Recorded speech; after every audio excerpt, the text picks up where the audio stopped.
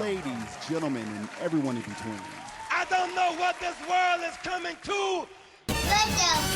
Well, folks, welcome back to What the Fuck News, your favorite Descent into Madness audio bulletin, where we try to make sense of the United States, one authoritarian fever dream at a time. I'm your host, your emotional support cynic, and yes, I did scream into a pillow 5 minutes before recording this.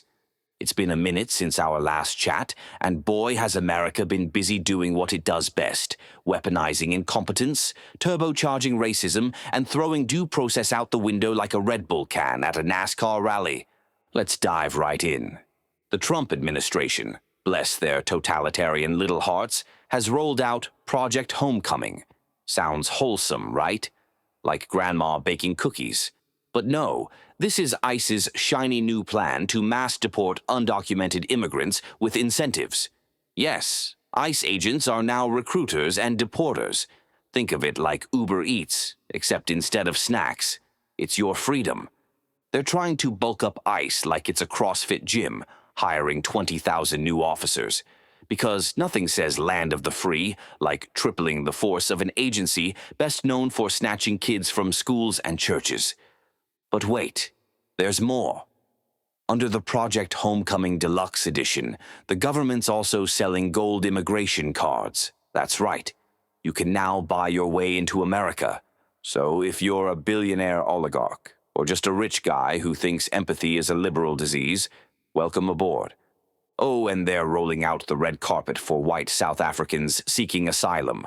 Not Palestinians, not the Congolese, not Central Americans running from gangs or climate collapse. Nope, just the folks that, well, look a certain way.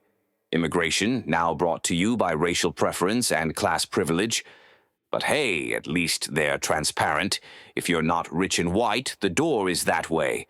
Next up, apparently the Constitution is now optional. The Trump Brain Trust, and I use that phrase extremely loosely, is floating the idea of suspending habeas corpus to fast-track deportations, because giving people a chance to challenge their detention is so last century, I guess. Stephen Miller, the crypt keeper of xenophobia himself, is calling this a justified move to stop an invasion. Nothing like good old fear-mongering to shred civil liberties. If you're not terrified yet, you're probably not paying attention. Or you work at Mar-a-Lago. Then there's the Guantanamo expansion pack. Yup, they're turning it into a migrant warehouse for 30,000 detainees, because nothing says freedom like stuffing desperate families into a site historically known for torture and indefinite detention. You know, it's amazing how fast the government moves when it's about locking people up.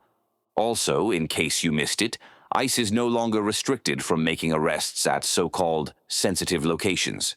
So if you're praying in church, getting chemo, or dropping your kid off at school, good luck. Big Brother might be waiting in the parking lot, because in 2025, even cancer patients aren't safe from immigration raids. Land of the free, baby. And just when you thought ICE couldn't get any creepier, let's talk about uniforms. Or more specifically, the lack of them. Over the past few weeks, reports have been piling in that ICE agents are showing up in full face coverings, decked out in tactical gear, no badges, no names, just anonymous government muscle rolling up in unmarked vans. You know, like Proud Boys, or the Oath Keepers, or literally every white nationalist group at a rally with tiki torches and zero irony. These agents look less like law enforcement and more like extras from a rejected reboot of The Purge, White Nationalism Edition. It's almost like these aren't separate groups at all. Just one big authoritarian frat house with different merch. The vibes are indistinguishable. And here's where it gets even darker. If ICE is running around masked in unmarked gear, snatching people off the street, what's to stop random psychos from doing the same? How long before women and children get kidnapped by men in tactical cosplay, claiming to be ICE? Spoiler alert, this isn't a what if, it's a when. And now for our grand finale. Newark Mayor Ras Baraka was arrested during a protest outside an ICE facility. Why? because he dared to object to America locking up migrants in privately run detention centers like it's a for-profit dystopia. This particular facility is operated by the GEO Group, a company that basically treats human suffering as a business model. According to DHS, Baraka and other Democratic lawmakers assaulted officers, a claim conveniently lacking evidence. But you know how it goes. Peaceful protest equals threat, unless you're storming the Capitol in a buffalo hat. Mayor Baraka, to his credit, isn't backing down. He called it a deliberate escalation by DHS, and frankly, when elected officials get arrested for demanding human rights, maybe, just maybe, we've jumped the shark as a nation. So, to sum it all up, ICE is on steroids, habeas corpus is hanging by a thread, Guantanamo is turning into a Motel 6 for migrants, your local school isn't safe from raids, women and children are being kidnapped by random men in masks, and the mayor of a major city is in handcuffs for doing the bare minimum of caring about people. Sleep tight, America. We'll be back next week, if we're not on a no-fly list by then, with more chaos, corruption, and constitutional collapse. This has been What the Fuck News. Subscribe, share, and, most importantly, stay outraged. This is society. Within it, there's some people who feel unworthy, unsupported, powerless. Somebody sees this and decides to take advantage of it. He validates their pain, gives them an identity, offers belonging, and someone to look up to as an extension of themselves. And he says, I can show you how to feel better. There's these other people out there, and it's their fault that you feel this way. And if we can just get rid of them, everything will be great again. This stokes aggrieved entitlement, the belief that you are being denied your rightful position of dominance in society, and that therefore you are a victim. So they go after them, and it gives them the temporary sense of power that they're getting back what's theirs. Powerful people are watching this and realize they can profit off of it, so they pour their resources in, which attracts more powerless people. Now there's all these other people who aren't being personally affected, so they ignore it. They think the institutions will protect them, not realizing they've already been weakened. Some brave people start speaking up, which gives the leader a new target to hand to their followers, because attacking the other group didn't bring them the power they wanted. These other groups are getting really scared watching this. To protect themselves, they remain silent, and they become bystanders, which leads to more extreme harm. What was once unthinkable is now normalized, and these people hope someone will protect them. But what we know from history is that silence won't protect you or those you love. Here's the good news, we can still stop this by coming together to speak up for those who are being unfairly targeted, because we know that it's all of us or none of us. They need to understand it's not a group that stands in the way of their happiness. It's our society, it's old happy, the systems of individualism, capitalism, and domination that are not meeting our real needs. There's a way we can all find happiness by realizing that equality doesn't mean loss, it means happiness for everyone, and that building a world that helps everybody is the choice that's best for all of us. You know, it's crazy. I posted this clip on my Instagram not too long ago with the caption, when fascism comes to America, it will be wrapped in the flag and carrying a cross. And it got flagged for false information found by an independent fact checker. And I was like, oh, that's weird. So I clicked on the, more information to find out what about this video that I posted was incorrect. And basically the fact checker said that it checked my fact and the conclusion was false, that the novelist Sinclair Lewis said fascism in America would be carrying a cross. And I thought it was weird because then I went back to the caption, because that is a caption that is famously quoted as being something that Sinclair Lewis said, even though there's no actual proof that he did in fact say that.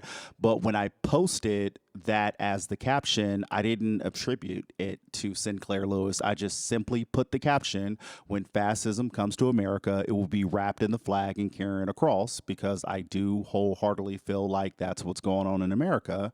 But then my post got flagged for saying that Sinclair Lewis never said that, when nowhere in my caption did I say that Sinclair Lewis said that. So did Instagram not like that caption, or did they not like that video that I posted? Because as you all know, Mark Zuckerberg was at Trump's inauguration in the Billionaires Row. And maybe that is more so what they're trying to stop, is any of this conversation, dissent, or fact sharing about what is truly going on in America. So keep your eyes open and be careful out here, y'all. 3,400 kilos of fentanyl since you've been your last 100 days, which saved, are you ready for this, media, 258 million lives.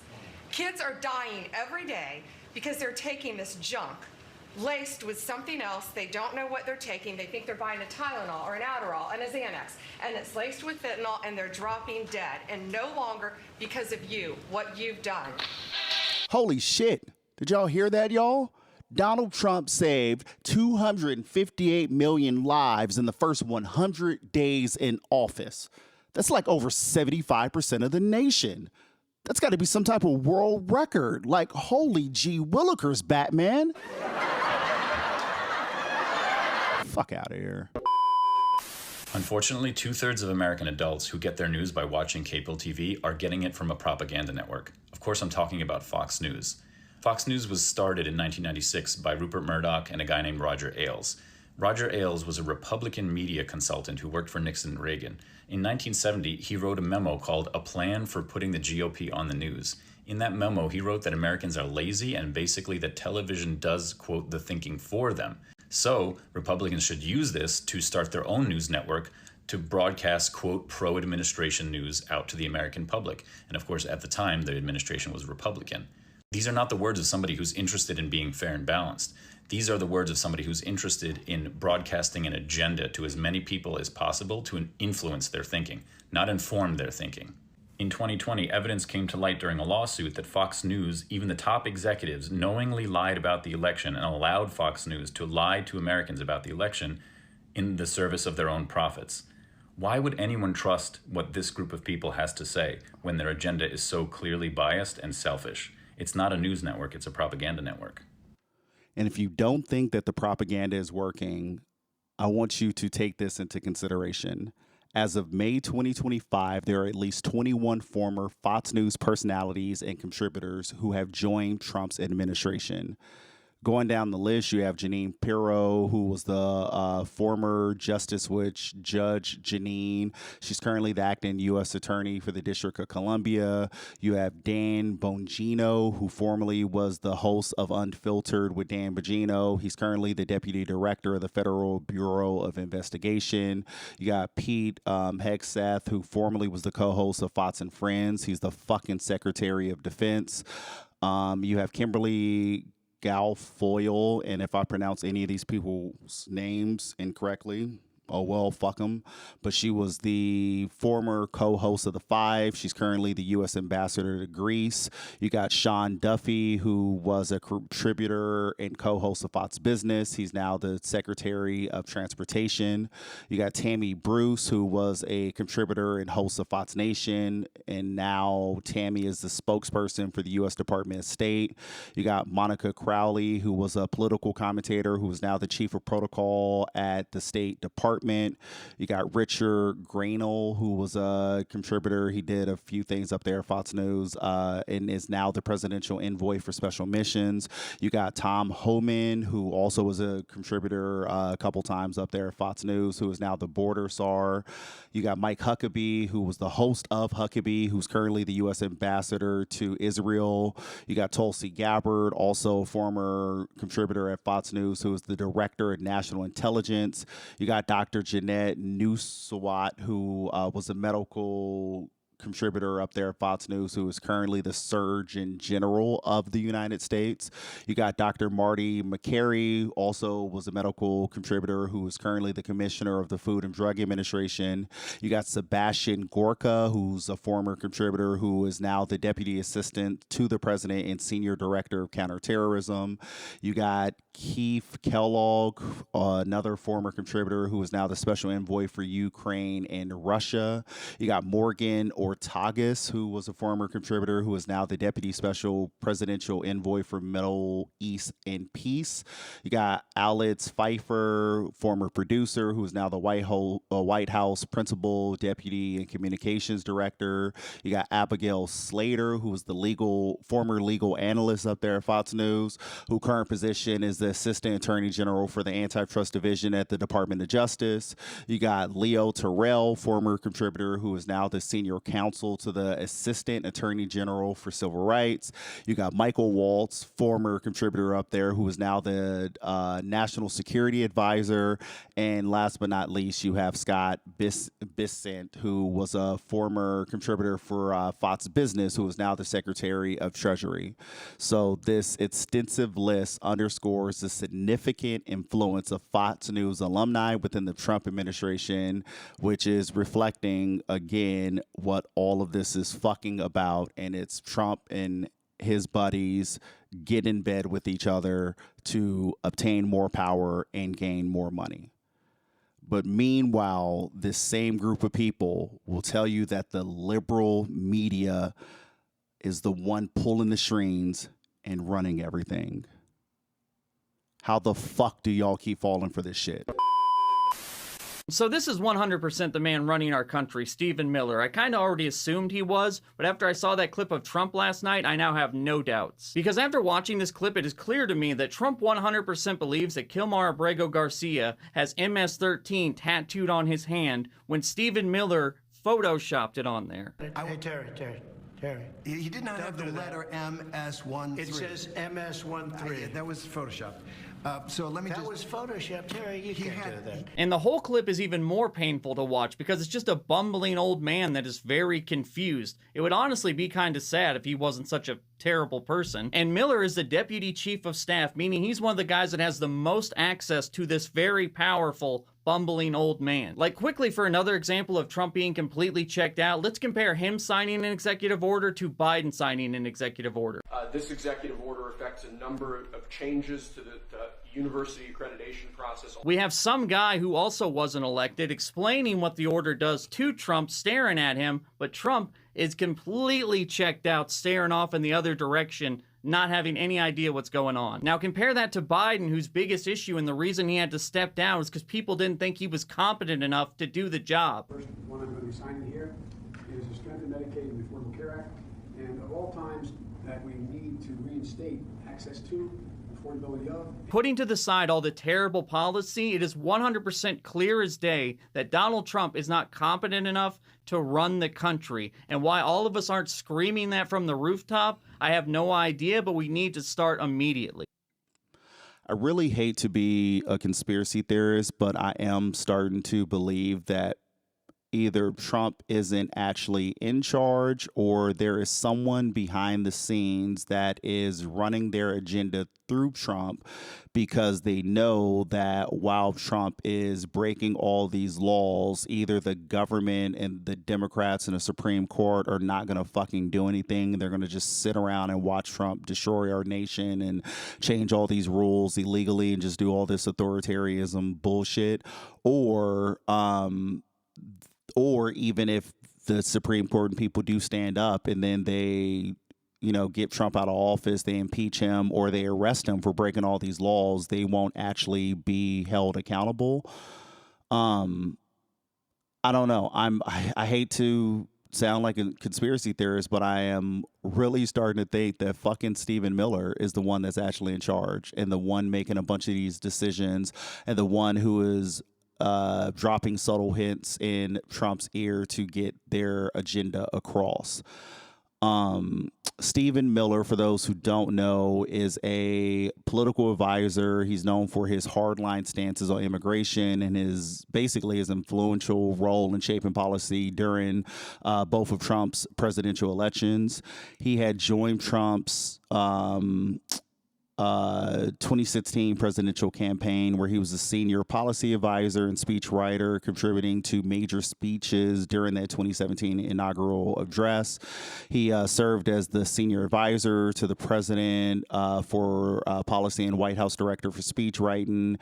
He also was instrumental in crafting and implementing a bunch of different immigration policies, including the travel ban on various Muslim countries, the reductions in refugee admissions, and the controversial family separation policy at the U.S.-Mexico border. Now, post Trump's original time in office, Stephen Miller also played a role in Project 2025, which, as we all know, is basically this initiative to completely restructure America into, quite frankly, a white nationalist Christian nation. And Stephen Miller's involvement with Project 2025 has been very significant. He led efforts to identify and assemble a list of lawyers committed to aggressively implementing Trump's orders and challenging any career government attorneys who might oppose them.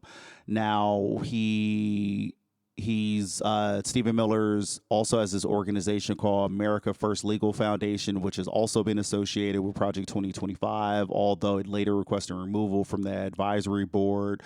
But nevertheless, Stephen Miller has been very closely involved with Project 2025 and definitely is always dropping a bug in Trump's ear and seems to be someone that Trump not only trusts with his decision making, but with Stephen Miller's ability to type up something to have Trump then, spew verbatim to the general public. And I just really want people to continue to recognize the patterns and pay attention to this as this continues to go on, because like I said, I'm starting to notice this pattern where people will challenge Trump. Well, why did you say this? Well, why are you doing that? And Trump keeps saying, well, my team told me this, my team told me that.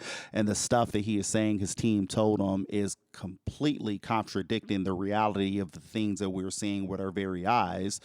And like I said, it leads me to believe that there is someone behind the scenes working with Trump to implement Project 2025 and do this massive overhaul of the government, because they know that they can't be stopped, or they realize that if they are stopped, Trump is going to be the scapegoat and the one who goes to jail for it.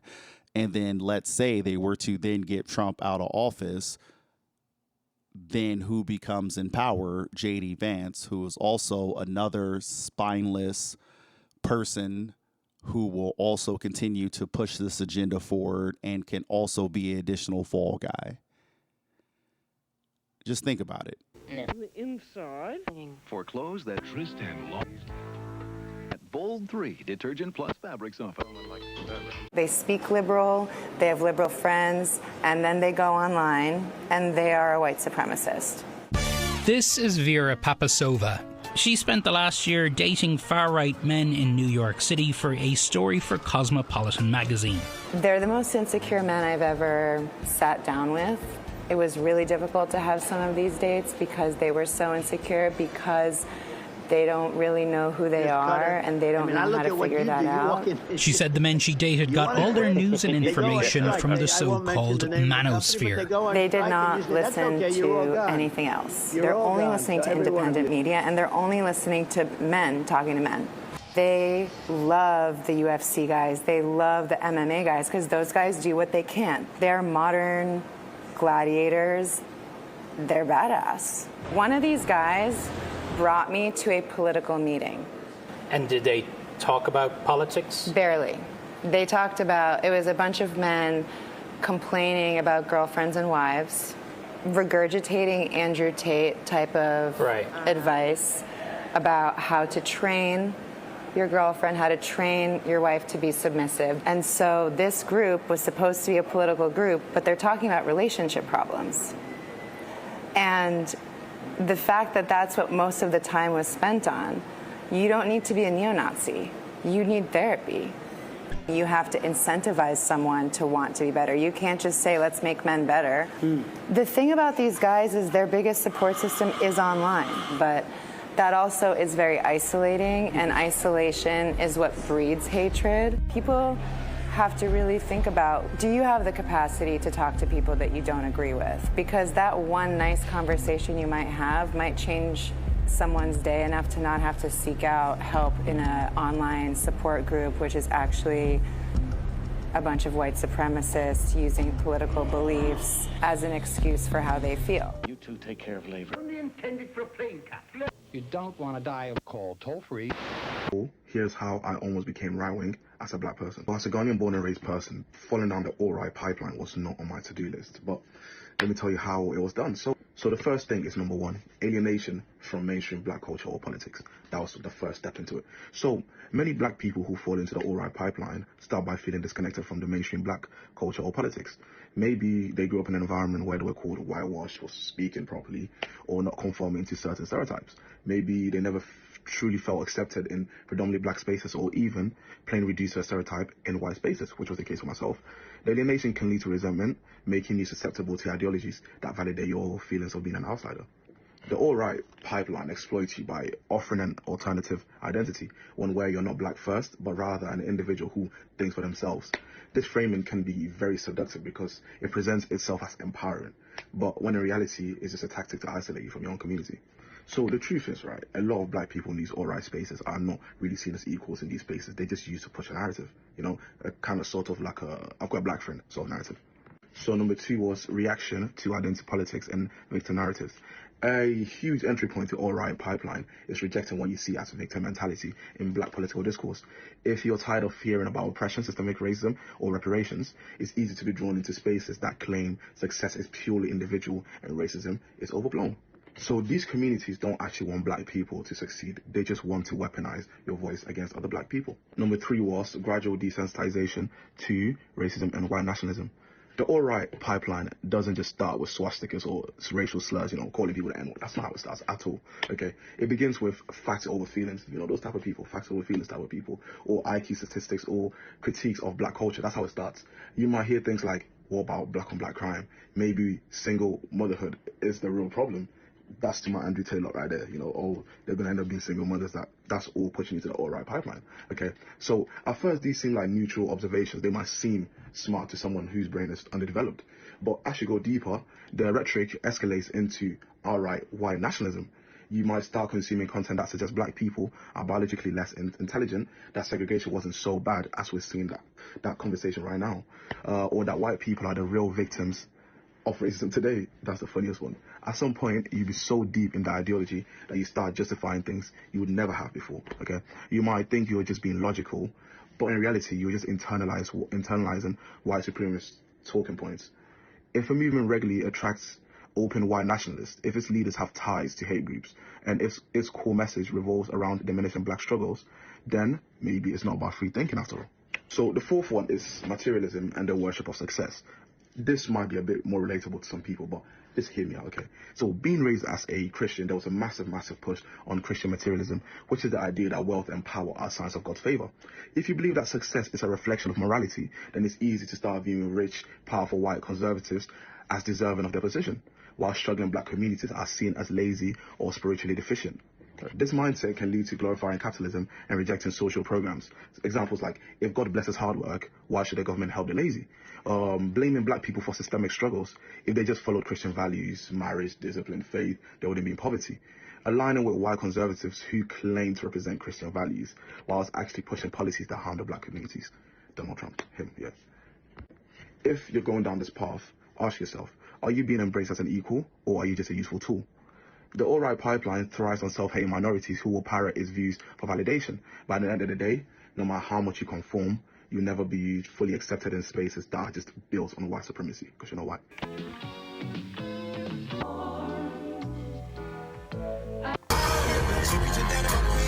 She got the world in her hands.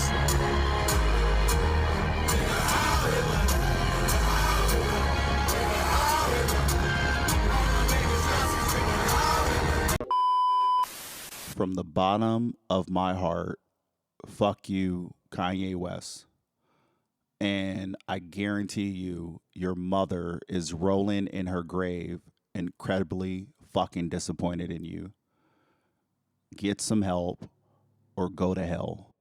Oh, and since we got a whole bunch of neo-Nazis and white supremacists driving around playing that song, doing the salute, you know the salute, since they're doing that to that song now, can we go ahead and admit that that's a Nazi salute? Or are y'all still doing the mental gymnastics of Roman salute and any other bullshit that y'all can come up with? Wake up, America. Like, fucking wake up. fuck your feelings. Okay. Are you triggered? No. Yeah, right. You're so triggered, probably. No. Why not? Because I don't expect you to be anything but a piece of shit. Yeah. You've probably got the woke mind virus. You mean empathy? Yeah. Caring is for losers. Well, I don't care about you. What? In fact, I hope bad things happen to you. What? Why? Because you make the world a worse place by being in it, and if you were gone, everyone would be better off. That's not very nice. Fuck your feelings. That's a horrible thing to say.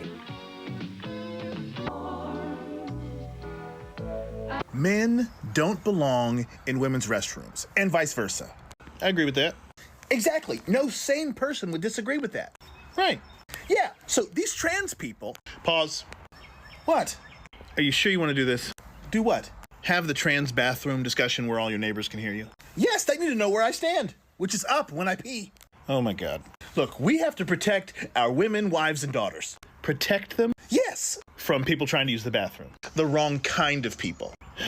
Look, I don't want some man in a dress going to the bathroom with my wife. When you say man in a dress, you just mean a trans woman. Call it what you want. I don't want them in the bathroom with my wife. So where do you want them? I want them alone in the bathroom with me. Okay. It's where they belong. Okay, well, what about trans men? What about them?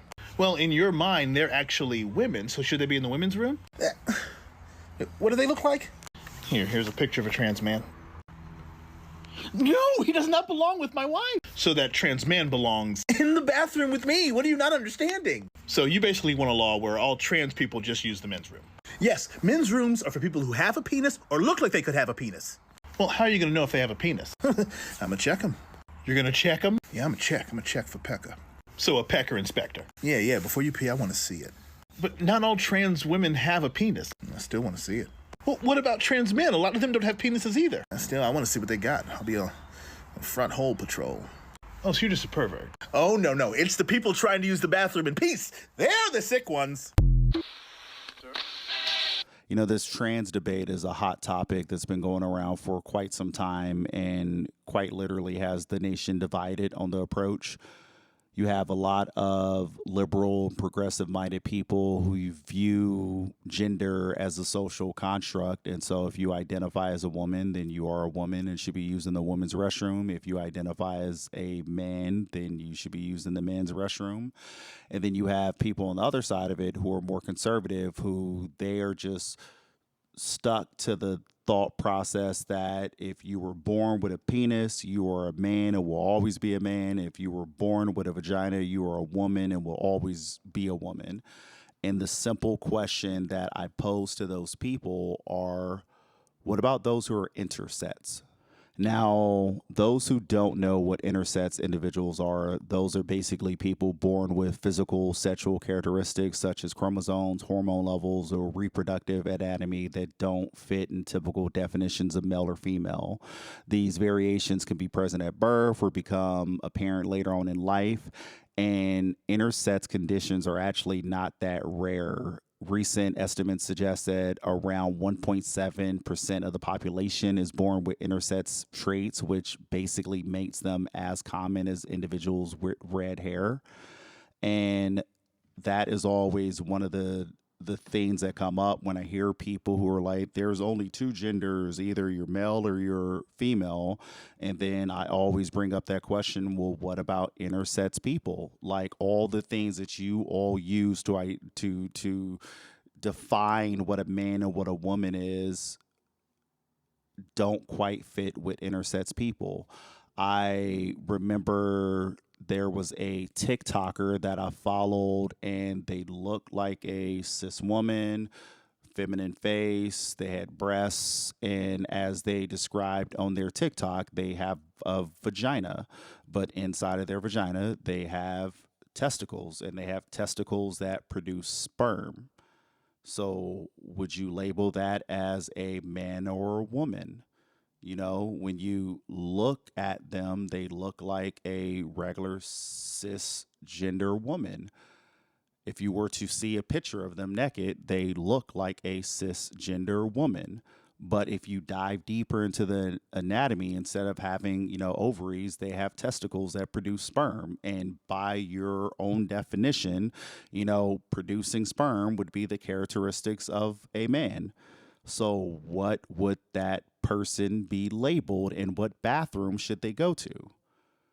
And that one simple example of an intersex person shows you that the true answer is whatever the fuck that person identifies as. If they identify as a woman, they should be allowed to go to the women's restroom. If they identify more so as a man, as a trans man or what have you, they should be able to go to that restroom. You know, at the end of the day, I thought the purpose of all of this whole bathroom thing was we're looking to protect the children. But in all honesty, we aren't protecting children, because if you were actually looking to protect children, you would go after the motherfuckers who are harming the children. And 9 times out of 10, quite frankly, it is a cis male. In recent years, public discourse has been rife with accusations and narratives about who poses the greatest threat to our children. Amidst this noise, one website stands out for its commitment to data-driven truth: whoismakingnews.com. The website is the brainchild of Kristen Browd, a parent, attorney, activist, and openly transgender woman residing in Miami, Florida. With a background as a former CBS News correspondent, Kristen combines journalistic rigor with legal expertise to tackle misinformation head-on. The site serves as a companion to her TikTok series, Who's Making News for Sex Crimes Involving Children, aiming to provide transparent and verifiable data on reported cases of child sexual assault in the United States. Starting from February 10th, 2023, Kristen began aggregating news reports of sexual assaults on children. The database focuses exclusively on cases involving direct contact with victims, excluding sting operations or possession of child sexual abuse material unless the perpetrator was charged with creating such content. To date, the database has surpassed 10,000 cases. The data is meticulously organized and available for public download, encouraging independent analysis and verification. The data reveals some startling trends that challenge prevailing narratives. A significant proportion of offenders hold religious employment, including pastors and priests. Contrary to certain political claims, there is a negligible presence of drag queens or transgender individuals among the perpetrators. States with higher religious populations, and those leaning Republican, show higher per capita rates of reported offences. These insights underscore the importance of relying on empirical data rather than rhetoric when addressing such sensitive issues. Kristen's work has not gone unnoticed. Her TikTok account has garnered over 380,000 followers, amplifying the reach of her findings. Beyond raising awareness, she donates her TikTok earnings to advocacy groups like Equality Florida, furthering the cause of protecting vulnerable populations. Visitors to whoismakingnews.com can access the full database of reported cases, visualizations and analyses of the data, as well as information about the project's background and methodology. The site stands as a testament to the power of data in debunking myths and fostering informed discussions. I encourage you to explore whoismakingnews.com and engage with the data yourself. Remember, understanding the facts is the first step toward meaningful change. Until next time, stay informed and stay safe. Handsome, charming, specially marked boxes of Monster cereals. No, inside one of these free wax lips, fangs, or mustaches, they just uncover the real you. My name David, and I just beat the fuck out of Goliath. I did that for you. Now I want to marry your daughter. I need you to bring me back 100 foreskins, and I got you. 100 what? 100 foreskins. You know what them is. The meat wrinkled up around the end of the meat. And then I can marry your daughter? Hell yeah. Yeah, show me how fucking sturdy you can get. Oh, I can do shit big, King Saul. I can get real fucking sturdy. I'm gonna bring you 200 foreskins instead. Oh, shit, circumcision's by hand. What you gonna use to get them? I got a flint that I sharpened. Oh, yeah, this is what God want us to do. Hell yeah. Blame it on free will all you want, but I will not be deemed insane because I find it insane that white people enslaved us, beat us, tormented us, ate us, knick-knacked us, hunted us, hung us, raped us, and burned us, and then convinced us that it's only right to go home at the end of the day. After all of this, claps our hands together, and worship the same God they do. The same God they believe gave them the free will to do this shit for 400 years and convince ourselves that the God they worship is the God we're supposed to convince ourselves loves us too. But if a black person says they hate me because I'm white, that's literally racism. It's literally not. That is an example of prejudice. So when a person of color says something hurtful to a white person based on the color of their skin, I don't like white people because they're the worst. That's prejudice, not racism. Okay, but it's literally all the same thing. No, it's not. Pretend I'm black. You are bird watching in a park and I say, I'm calling the cops. That doesn't even make any sense. Why would you call the cops? Exactly. But it doesn't matter. I'm calling the cops. What are you gonna do? Nothing. Go ahead. I don't care. Exactly. You're not worried. You're figuring, oh, the cops will get here and I'll just tell them I was bird watching. Duh. Okay, so a person of color doesn't have that same luxury. Roles reversed. I was bird watching in a park. You tell me you're gonna call the cops. Now I'm worried that the cops are gonna show up and shoot me without even asking questions. You have institutional power on your side to oppress me, a black person. Now, I want to call out that I am a tad concerned with the racial tension in America and how we may reach a breaking point in the coming months. Now, those of us who are socially aware know that racism is the foundation of America and it is what the nation was built on, and we never really quite got over the racial divide in America, because even after slavery ended, we went right into the fucking Reconstruction era, and we went right into Jim Crow. We went then into the Civil Rights Movement. Then we still had a whole bunch of like redlining and police brutality stuff going on in the 60s and 70s, which then led to the Ronald Reagan era in the 80s, where you had the whole situation of flooding crack cocaine in inner cities and then giving black people 10 times the penalties that you were giving white elites who were doing cocaine.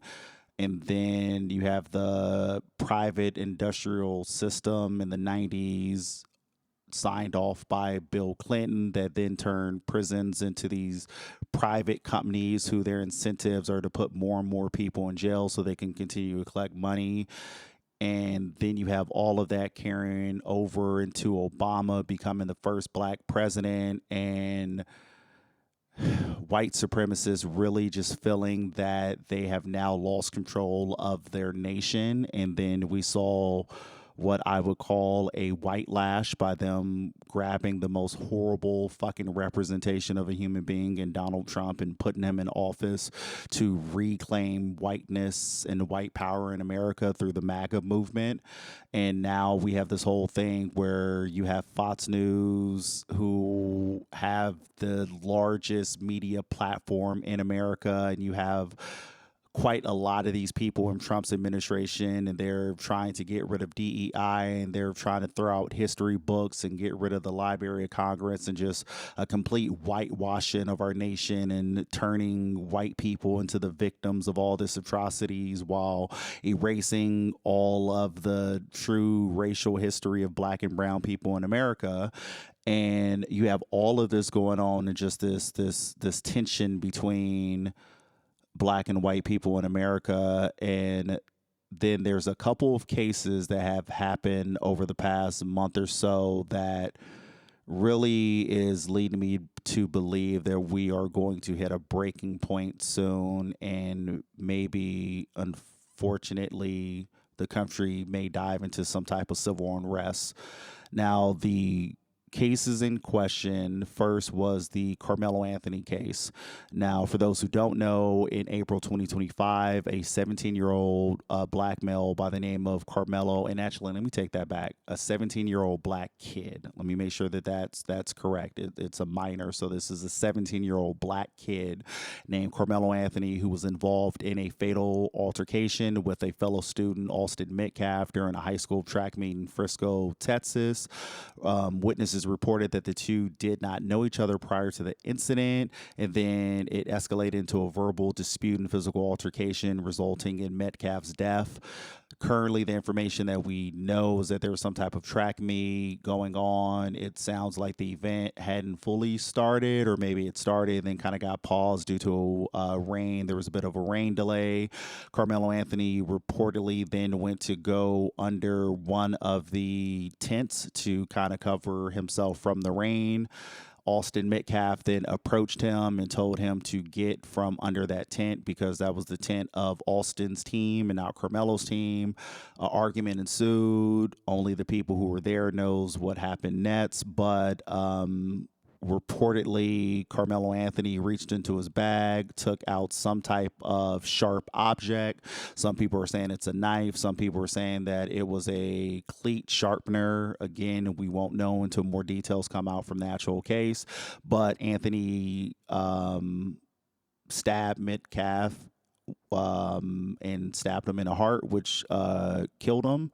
Now, Carmelo Anthony is claiming self-defense, stating that Metcalf initiated physical contact. He was charged with murder, and then after that, a whole bunch of additional stuff came into fruition that then caused even greater divide on the whole situation because I think his bond was originally like $1 million or something like that, and then it got reduced down to $250,000, and he was put under house arrest. A fundraiser came together for Anthony's legal defense, and the family was able to raise over $500,000, sparking debates about the appropriateness of financial support in serious criminal cases. People were claiming that the family used the money for things other than legal cases, and then, quite frankly, you have just the situation of the viewpoint of blacks and whites in this scenario. And I think, and that goes back to, prejudice and racism and all that, and just how a lot of what prejudice is who you are given the benefit of doubt to. So I think the average African American that you talk to about this Carmelo Anthony story, they see the 17-year-old black boy and they see it from the lens of their sons, their nephews, their cousins, and they look at the situation of a black man minding his business, hiding under a tent, and then being approached by a white person who was then aggressive in some capacity. The black kid fell in danger and stood his ground, but unfortunately, in him standing his ground, end up killing this, white kid. Then on the flip side of it, I think you have a lot of white people who look at it and they see their son and they see their nephew and they see a situation of a white kid that then went up to a black kid and was like, hey, you're not supposed to be here. And then the black kid decided to then get violent and attack him. And so there's this racial divide, and there's a bunch of people who have a bunch of opinions on what happened in this scenario and who's right and who's wrong. And again, it hasn't even gone through trial. Like, we're going a lot off of speculation of what we're seeing in the news cycle and how the news is portraying these various stories. So you have a massive racial divide over this Carmelo Anthony situation. Now, after that situation, you have the Shiloh Hendrix incident. Now, Shiloh Hendrix is a white woman from Rochester, Minnesota, and she was filmed apparently she directed a racial slur at this 5-year-old black child who is apparently on the autism spectrum at the playground. The video that came out, there was a man who, right after the incident, comes over with his phone and starts recording Shiloh saying, hey, you just called that kid a nigger. You called that kid a nigger. And Shiloh's walking away from the situation. She's trying to avoid it. But then she basically admits that she did call the kid a nigger because she says that she called him what he was acting like because he had the audacity to take a toy from her child. And so she, called him out of his name and called him what she felt like he was being. And the video went viral, and then according to Shiloh, she got doxxed, and now people are threatening to kill her, and now she's absolutely terrified and on the run and looking to move into safety, if you will. And she started a Give, Send, Go fundraiser, and if I remember correctly, initially it was asking for $10,000 so then she could move and get her and her family safe, because people were going crazy on her on the internet because she had the audacity to do what she felt that she was in her right of doing. And she made that $10,000 rather quickly and then up the amount to $1 million. And it got all the way up to about $750,000 got donated to her. And the platform's CFO even came out and defended the fundraiser, citing that this is due process and, you know, free speech and all that. Apparently, Give Send Go is kind of like a Christian type GoFundMe, if you will, where they're, you know, protecting free speech and Christian values and all that. But again, it's a tricky situation, and it's another situation of how we are viewing it from our various racial lenses, if you will. So your average African American, we're looking at the situation of, you have this white woman who had the audacity to walk up to a 5-year-old autistic kid and use a horrible fucking slur against this young child who didn't know any better because he has autism, so his social cues are off. And as a result, white people awarded this woman almost $1 million for free speech and for standing up for what she felt was, you know, right. Now, some of the white people who are on the other side, their approach to it, and one of the things I've seen a lot of them say is that the reason why she was able to make the amount of money that she did was because a lot of white people were upset that the Carmelo Anthony GoFundMe raised like $500,000, because they're viewing it as, hey, Carmelo Anthony is a murderer and black people are paying out other black people for killing a white person. So then these white people are now like, it's only right that we pay this white woman for saying a slur back at black people. And it's just fucking insane. As of press time, or as the posting of this episode, last I heard, there was a situation where the funds appear to have been frozen, and so Shiloh may or may not get the money, but more is to come from that. But that was a bit of the Shiloh Hendrix situation. And then lastly, the other case that just came up recently that, again, even though this is a third separate incident that doesn't quite have anything to do with the first two, I think it overall shows just this divide that's going on right now in America. And it's the Rodney Hinton Jr. case. Now, for those who don't know, Rodney Hinton Jr. is a black man from Cincinnati, Ohio, who was indicted for allegedly intentionally killing a Hamilton County Sheriff's deputy, Larry Henderson, by driving into him with a vehicle. Now, the incident occurred a day after Hinton's 18-year-old son, Ryan Hinton, was fatally shot by a Cincinnati police officer. Now, as the story goes with that, apparently the 18-year-old son, and more is still coming up of that story, there was a situation, some type of stop where, for whatever reason, the cop took out their gun, shot and killed this 18-year-old boy.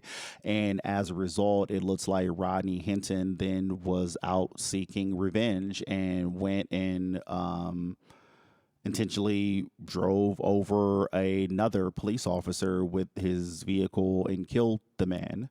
Now, same thing, the different racial lenses are guiding people to have their own opinion of the situation before, you know, it's had its time to go through court and the rest of the, you know, information to come out. But I think the average African American is looking at this as another unarmed black person got murdered in cold blood by the police.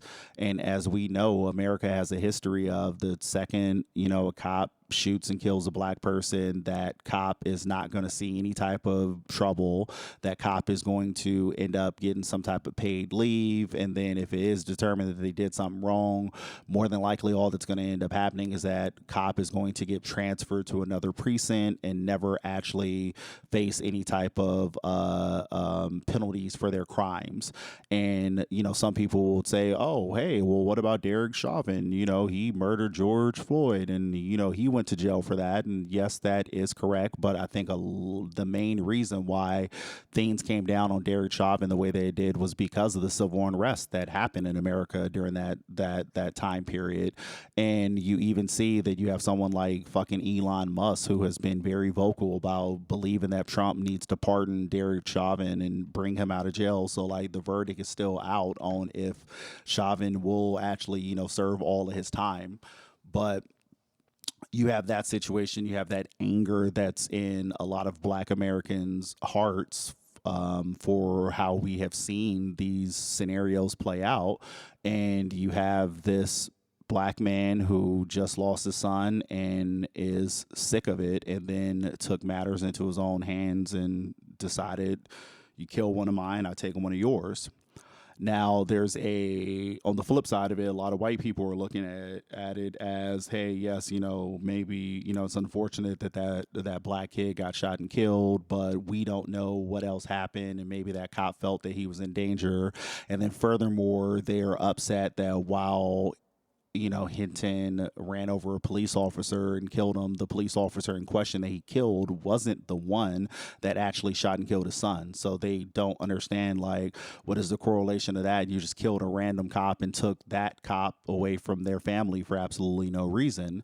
And the response I have seen from certain people to that is that the challenge is this has been going on for a very long time in America, where a random Black person is shot and killed by a cop, where we're all, quote unquote, wearing the uniform of fitting a description. And so, it's random acts of violence on Black people all the time by cops. So then this father had enough and had a random act of violence on another cop because they all have the same uniform on. And, in each one of these situations, with the Rodney Hinton Jr. Case and with the Carmelo Anthony case, it is unfortunate in both situations that, people had to die. And I think that, quite frankly, while we can have an opinion, we can't really say with 100% certainty in any of the situations who's right and who's wrong. That is part of the purpose of America, is to have your time in court to be able to then plead your case and say the situation behind why you did the things that you did, and then you let a jury of your peers decide if what you did was right or wrong and if you should serve time or not. And so I think that that's literally where we're at in America, is we need to let these stories play out, and we'll see from there what actually happens. But I can't lie and say that I am not concerned with where this all goes over the coming months, because you have this tension between the left and the right, between MAGA and non-MAGA. You have this tension between Blacks and whites that have been around from the beginning of time in America. Then on top of that, you have possible civil unrest coming soon with the tariffs. We're starting to hear these conversations about the various harbors aren't really taking in any stuff, so we may start seeing shelves become empty sometime soon. And then on top of that, you have the economy and how bad the economy is doing. And then also on top of that, you do have a whole bunch of and let me not say a whole bunch, but we are seeing a lot of Trump supporters kind of coming out and saying how they are disappointed because Trump said that he was going to get in office and he was going to lower the prices of this, that, and the third day one. And there's a lot of people who felt that they voted for him and he didn't quite do the things that he said that he was going to do. And I just think that there is a chance that all of this may culminate in massive civil unrest. And I really hope not, because I think we are all going through more than enough in America. The economy is bad. We're struggling paycheck to paycheck. And then, with these tariffs and with all the stuff that's going on, you're seeing prices go up, and prices aren't going to go down anytime soon, it appears. And then furthermore, with the tariffs and with certain new stuff not coming in, you may start seeing shelves become empty, which then is going to make the prices of items go even higher. And then you may see people arguing and fighting because we're struggling day to day to take care of ourselves and our family. And then on top of this, you have all this racial tension, and then you have fucking ICE going into people's houses and just grabbing people. And then hell, again, it only takes one fucking story coming up of someone who wasn't an actual ICE agent but dressed like one kidnapping someone, and for that to come out, and then you may see civil unrest with that. I just see a cataclysm. I just see a melting pot of a whole bunch of independent incidences going on in America that may all culminate in a breaking point and America just diving into violence, because unfortunately that's all we know. And unfortunately that's also something that does tend to happen in the summertime as things get super hot and people have less patience. And I'm not a religious man, but I just pray and hope that that's not what ends up happening. But I would, be a liar if I said that I wasn't concerned. So I just hope all of y'all continue to find love and spread love and look out for one another. And we need to buckle our seatbelts and just hope that we make it through all of this. And, in my heart of hearts, things are looking very, very sketchy, very concerning. But in my heart of hearts, I can't believe that this is the end, if you will, that all of this is just going to crumble and fucking fall apart in my lifetime. I have a hard time believing that. So I believe in my heart of hearts that while things may look grim right now, hopefully when we come out of this, we could come out of this as better people, better individuals, and better Americans. Because if not, all of this is going to fall the fuck apart. And my question is, for what?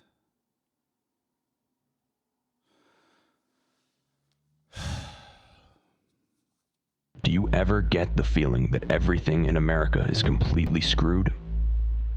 Listen, we're all exhausted. We're all barely hanging on. That's just what happens when you see and hear too much. But remember one thing, this isn't the end. It can't be. I mean, this endless grind, the corporate doublespeak, the debt, the fear of one bad day sending it all crashing down. This has to be rock bottom, right? And surviving it, pushing through it, that's the whole point. Quitting won't make you free. Living will. Fighting will. So hold the line. Hold yourself together. I get the cynicism, the burnout. But why am I here, saying this? And why are you still listening? Because it's time. It starts with us. Not the politicians, the executives, the talking heads. United States. The ones who need change the most. I have to believe, down to my bones, that the world is starving for something real. If you listen, you can hear it everywhere. And maybe, just maybe, the same revolution I've been aching for has already begun. With our symphony of thoughts,